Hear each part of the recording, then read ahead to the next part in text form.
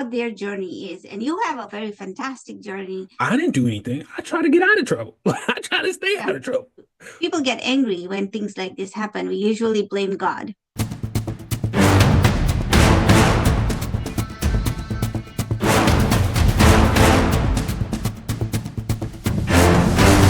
Greetings from Chicagoland. How are you, everybody? Welcome to Munira's Musings. Our guest today is all the way from Durham, South Carolina. Welcome, Kiji. How are you? I'm doing pretty good, and it's actually Durham, North Carolina. Durham North, okay. Yeah. I have to get my geography straight. It's okay. So, everybody, welcome to Munira's Musings, the podcast. This is a podcast where one story can change the way we see the world. Each week, we sit down with a remarkable guest whose journeys aren't just inspiring, but they're packed with lessons we didn't even know you needed to listen to. It's part of storytelling, a part of soul searching, and always an invitation to grow. If you like what you hear, please ask your friends to listen with it. Because what you want to do is discuss about this podcast session with your friend. So without further ado, let's talk to Kiji. Kiji, good morning. Thank you for joining us at Munira's Musings. Tell us a little bit about yourself. Yes, Munira, I'm glad first off, thank you for inviting me to your platform to share my story and allow me to, be a part of your audience. So first and foremost, like I said in the beginning, I was born and raised in Durham, North Carolina, and went to Southern High School there and graduated. But I originally wanted to go to college, study engineering, and it was going to be either software or computer engineering. And so the two best schools here in North Carolina for that would have been either North Carolina State University or North Carolina Agricultural and Technical State University, which we shortened and called it North Carolina A&T. And so those two schools there, like I said, were the best in the state. And I was planning on going to school for that. But I had some admission hiccups. And, along the way, hey, I'm not the kind that sits in pity or wallows in funk. So I personally went ahead and pivoted and said, you know what, if they don't know who I am, I don't know who they are. Because I'm not going to continue to waste my time, first and foremost, on trying to get into a school. And secondly, trying to get into a school that I already can't afford. Because I could not afford schooling, Right. And so my thought process was, because I have such a large, or my family has such a large footprint in the military, that's what I did. I went to and talked to a military recruiter. Initially, thank you. First of all, thank you so much for your service. Yeah, no. You're worth it. I definitely had so much fun doing it, and it was an amazing decade of my life spent, shall I say. So you talked to the recruiter, but you joined the Army then? I ended up joining the Air Force. Okay. I initially went to speak to the Navy recruiter because that's the biggest footprint that my family is a part of. I got aunts, uncles, cousins. There's quite a few people that went into the Navy. My sister, even my youngest sister, she was in the Navy too. My stepdad, he was in the Navy. So I had quite a big footprint, of Navy. We had one Army, one Marine, and then one of my cousins who was in the Navy, he's now in the Coast Guard, so I decided to go the Air Force route because the Navy recruiter actually talked me out of going to the Navy. Oh yeah, he talked me out of going to the Navy because I was asking him questions on how to get my schooling paid for, and he kept talking about jobs for the Navy, and I'm like, I know you need a job in order to join the military. I know y'all not just gonna sit there and let me twiddle my thumbs and collect a paycheck. So why do you keep talking about jobs? I'm asking you about the GI Bill and how it works. Right. And he kept showing me a pamphlet, and I'm like, I read all of this stuff on the internet. That's why I'm asking you. Right. And so he basically talked me out of the Navy that way. He wasn't giving me the answers I was looking for, so I gave him a no. I don't want to join. I'm leaving. And in so many words, I didn't say that to him. I just did it in action. And so literally I walk across the hall to the Air Force recruiter, and those guys are standing there talking to each other. And next thing I know, they're looking at me and asking me, well, what can we do for you? And I said, I think I want to join the Air Force. And so So that's you what went where happened. you felt welcome. Yes, exactly. That was the other thing. I actually felt like I was invited, Okay. and it was a more of an open door kind of thing. Unlike the Navy, it felt like they were just trying to um do, and I don't know if I want to use the word quota, but that's what it felt like, you Okay. know. So yeah, that's how I felt when I was talking to them. It just felt like everything was kind of rushed. They didn't take their time, and they were just trying to get people in the door, and that kind of thing. So, yeah, that's how I ended up joining the Air Force. And you spent 10 years. Now, what I'll say, I'll put it like this: on paper, I spent 10 years, 3 months, and 17 days. Okay. But when I had my accident, it was more like 6.5 years. Okay. So I didn't work after I had my accident. I didn't work anymore. So it was kind of like, yeah, I was still in, but I really wasn't doing anything. I wasn't even going to work. You know what I mean? So Yeah. that's kind of why I say that. So let's talk about your accident. Is that okay? Yes. So where did this accident happen? Were you stationed somewhere when this accident happened? Yes. So at this point, I had did 4 years active duty, and I'm now an Air Force reservist. And I preface that because it doesn't matter if you're on orders or whatever you might want to call it, on active duty status, when something like this, something so tragic happens. Right. Because this changed my life. And so I was stationed actually here in North Carolina at Seymour Johnson Air Force Base, which is about an hour and 15 minutes from my hometown. Okay. So that was lovely. I got to come home every weekend that I was home. That day, which was May 5th, 2017, I would be out taking pictures for one of the businesses that I was managing their website, because I actually had a business as well when I became Side hustle, you mean? Well, you can call it side hustle, but it was a legitimate business Right. that I had formulated, and I filed paperwork and everything. So it was a legitimate business, and I managed. It was called Kiwi Enterprise, and I managed websites and design, and I would also design them. Right. I did social media marketing, so I know about the marketing, and I also did photography, like I mentioned, and that was for small businesses and those alike. And so I went to take some pictures that day of a website that I was managing, get ready to upgrade it and update it.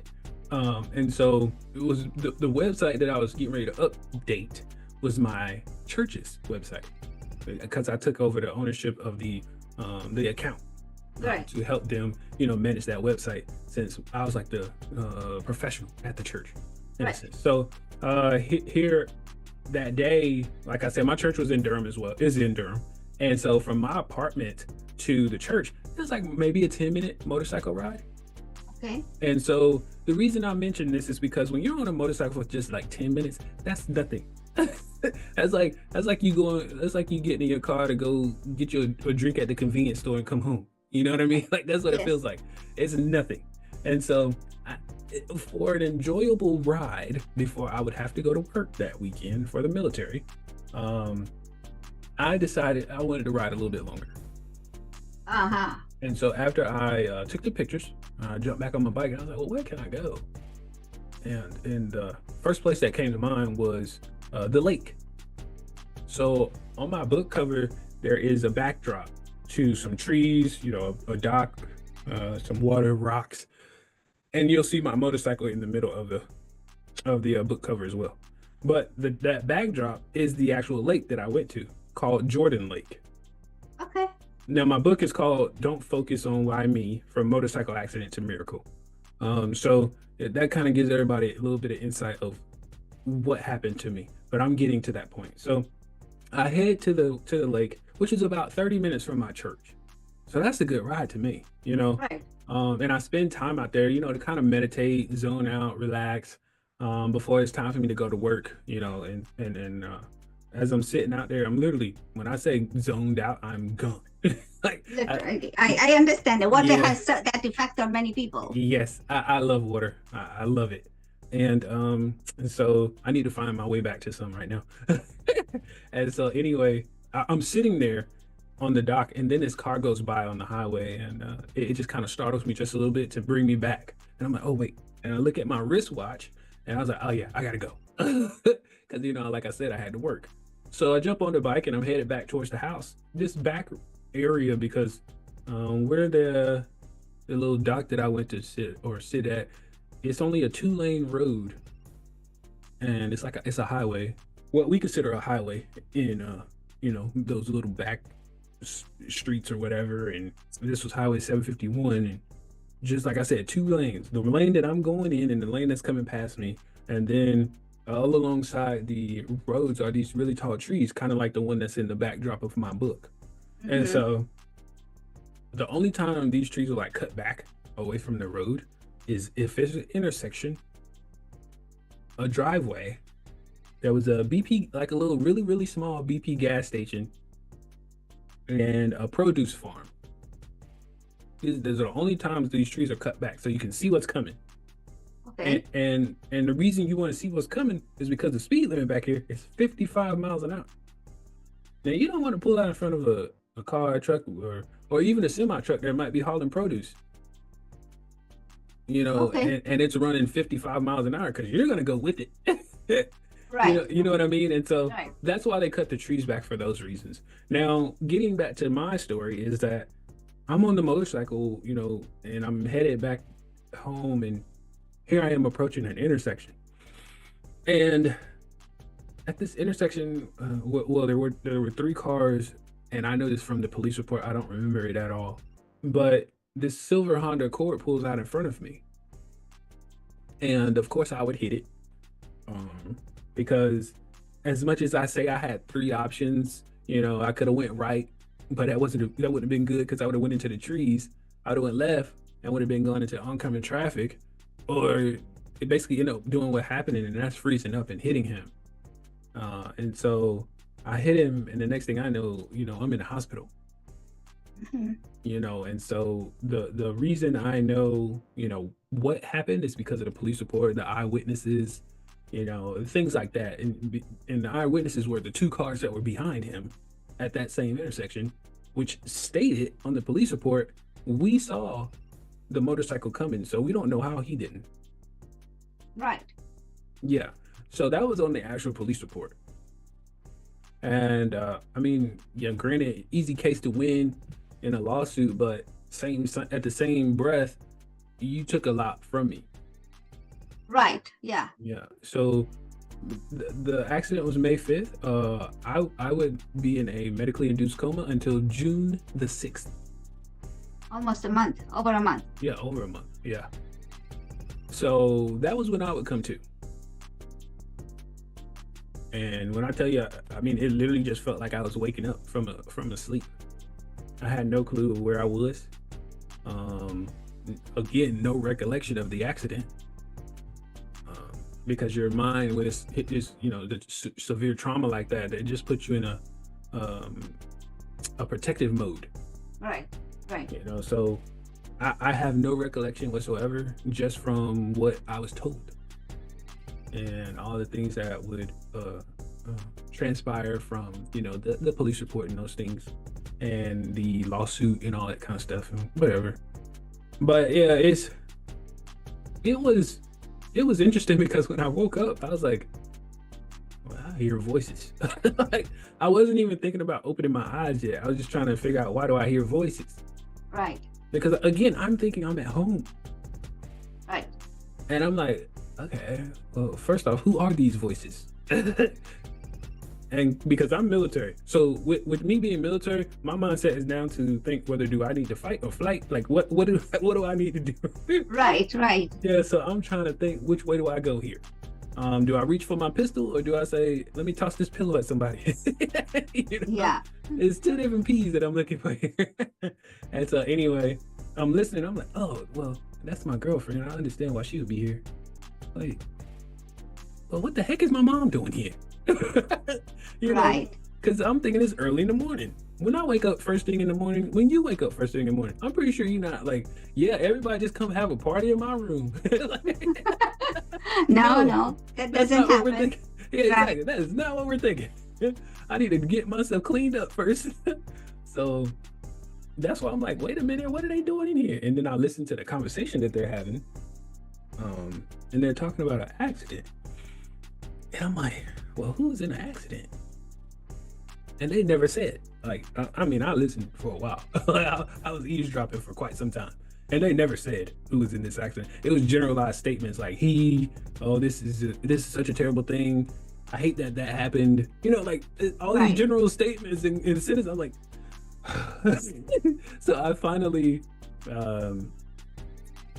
I guess you could say, muster up the strength to let them know that I'm awake is what I'm trying to do. And so I got to open my eyes, only to not be able to see anything. So let's take a transition here. You went from a businessman and you had a lucrative business. You went there and now you have an accident. Now you're in shock as to what happened. But I see that you have a book, and then you wrote a book, you authored a book, and then behind you, you have a set of drums, and look at that smile, and a keyboard. So I know that you can feel music, listen to music, sing music, read music, something music, or everything music. Tell us about that. Yeah, no, music, this is how I put it. Music is me. I love music, especially live music. I mean, yes, I don't mind listening to music. I don't mind, hearing it on the radio, my Alexa, my phone and things. You put me in a room with some musicians and a band, I'm in love. I remember when in my Air Force days, when I went to Puerto Rico, and we were staying in San Juan, but we went to Old San Juan. That's where they have all the little cool old nightclubs and stuff. Right. And we were out there for dinner first, and then we're gonna go to the bar club, whatever you want to call it. It's called La Factoria, which means the factory. For those who don't speak Spanish. And so when we were walking from the dinner spot to where the little bar / club was, I heard music, and now I'm walking with like 6 people. I don't see them anymore. All I hear is music. You feel it. The music has that effect on you. Yeah, well, see, the thing is, what I'm getting at is these people are right beside me. I don't see them anymore. All I'm trying to get to is the music. Which way is that? Well, so it has that effect. It's got that magic. Yes. It pulls you to Listen, when I tell you I love beats of drums, not just these African drums, timbos, like anything. You put something in my hand, bongos, congas, you put something in my hands, maracas, salt shakers, it does not matter. Cabezas, tambourine, I'm gonna find a way to make this thing make noise. Even this keyboard is considered a percussion instrument for those who don't know. You're here on my show. We're talking about, we usually talk about entrepreneurs, about how their journey is. And you have a very fantastic journey, not planned, but God put you on a different path. Did you ever for 1 minute think, people get angry when things like this happen. We usually blame God. I want to ask this question because we always blame God and we say, why did you do this to me? I know you wrote a book about this and you must have talked about this in your book. What were your initial feelings and how did you overcome that? That's actually where my title came from, talking to him. So I'm a faith believer. I've been one ever since I could walk. Okay, and ever since I've had on Pampers. So that's straight out. My family is heavily backed in the faith background. So I mean, that's all I know. I play at my church. I've been at my church ever since I was born. So this is the thing. When it came to this accident, it was me questioning, why did this happen to me? What did I do? Like that was how I was looking at it.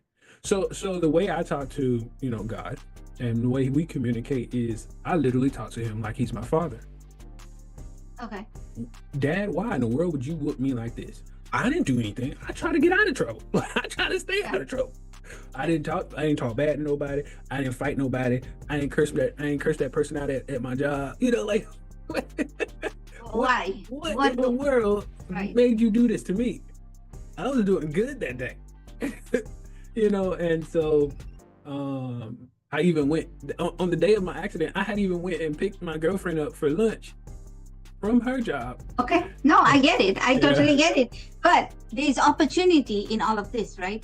Oh, yeah. There's, so in everything that we've seen in life, including all of the books that we've read or all of the prophets that we've followed, not only in your faith, but my faith as well, we know that hardship does come Mhm. and then we have to overcome it to prevail.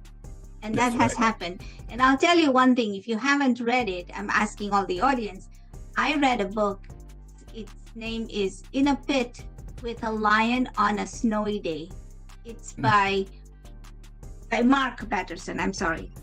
And this book, I bought it at a local bookstore, and it's everywhere. But I heard this man speak about stuff about 5 years ago. I bought the book, and it never ceases to amaze me that we say, why us, why me, when even the prophets had to pay their dues with God. Mhm. So, and you talk about Job, we call him Ayub in the Islamic faith, but still it's the same story, it's the same man, it's just different names. But the thing is, even then they had to pass through and do the right cleansing, or whatever you call it, walk on coal. If you were the Tony Robbins fan, I walked on coal, but you had to do that to get purified to come on the other side. So I am really amazed at how you have achieved so much, and I'm really proud of you, Kijuan, because not everybody has the ability or sometimes the strength to come forth. And you are right, because there's so many people that hold you back because they're afraid of you, for you, not of you, but and they say, oh, we have to be very careful about this. Yeah. So I'm so pleased that we had this conversation. How do people find you, Kijuan? Yes. Well, I mean, you can, it's kind of a one-stop shop, but you can go to my website, which is ameymotivation.com. That's AMEY motivation.com. On there, you can also, find my book, Don't Focus on Why Me, From Motorcycle Accident to Miracle. You can also go on Amazon, find it there. You can type it in there, Audible. All right. Thank you so much. Any last words for my folks that are listening? What I will say is, throughout my life I call basically my new life journey with this whole accident, what I had to realize is that I could not give up. I mean, yes, I have a situation, that is very tasking, very daunting, and sometimes very depressing. But what I had to realize was my situation does not define who I am. I define who I am. I love that. And with that, ladies and gentlemen, it brings us to the end of this episode of Munira's Musings. I hope today's conversation gave you something to think about, maybe a fresh idea, a little encouragement, or just a new way of looking at the world. If it did, why don't you pass it along to a friend and keep the conversation going? And if you'd like to hear more stories like this, please be sure to subscribe, share, and like this podcast so the next one finds its way to you. Thanks for spending time with us. Until next time, stay curious, stay open, and keep making your mark. I'll see you in the next episode with another guest. Thank you, everybody. Bye. Thanks, Kijuan.